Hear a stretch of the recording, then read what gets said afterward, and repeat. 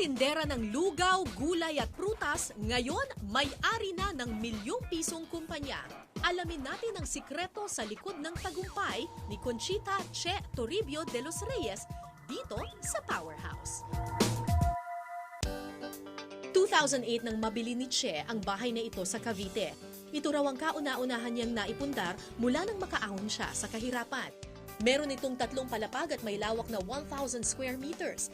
Kasama pa rin ni Che sa bahay ang lahat ng kanyang mga anak at apo dahil ayaw na niyang mapahiwalay sa mga ito. Ang kisame ay gawa raw sa antique na kahoy mula sa Isabela.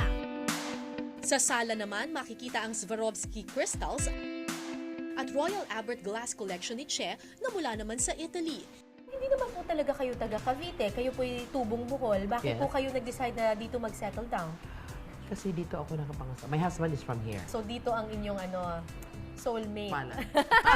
Dito ang inyong palad at puso. Dito ang aking destinasyon. O parang ang dami po atang dining table. Meron Yeah. meron dito, tapos may mga sala set din dito. Bakit po?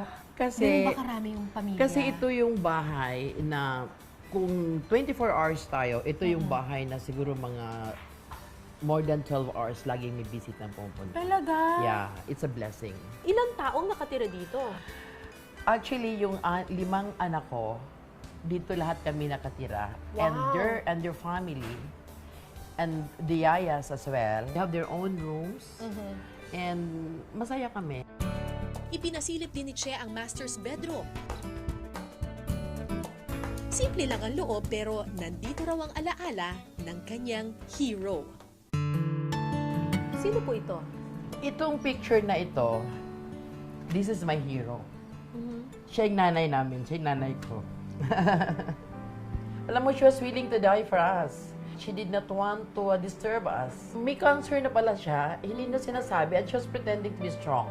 Talagang naging terminal na pala yung cancer niya. Alam mo, kasama ko siyang sobrang mahirap kami. Siya yung hero ko, siya yung strength ko.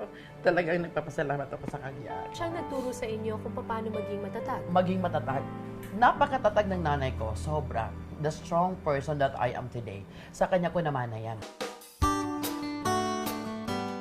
Ano ang luho po ni Alam Ma'am mo, Che? ang compensation ko na lang sa sarili ko at saka yung parang pinakalibangan ko is to shop. Okay. Shopping. Because, Shopping. alam mo, ngayon na lang naman ako nakakapag-shopping nung ang edad ko Oo is 50. naman. 50, Oo. no? For so long a time, sobrang mahirap, you know? Naghahilig ako sa shoes, sa bags, and jewelries. But Ilan po ang sapatos ninyo? ang sapatos ko, kung talagang iipunin natin, of course, I have more than like 300. But in my closet, wala ka makikitang marami kasi pagka nag 3 months old na siya, pinamimigay ko na. Eh bakit po? Sayang. To share. Ano po yung pinaka-proud kayo na sapatos? Pinaka-proud like my Ito po, LV. Giuseppe Zanotti, I have LV, I have Chanel. Pero kaya tama na, I have Louboutin. Anong pinaka-paborito ninyo po? Anything goes. This is my Dior Ano po yan? boots na hindi ko pa nagagamit simula ngayon. Ano pong tatak niyan? Christian Dior.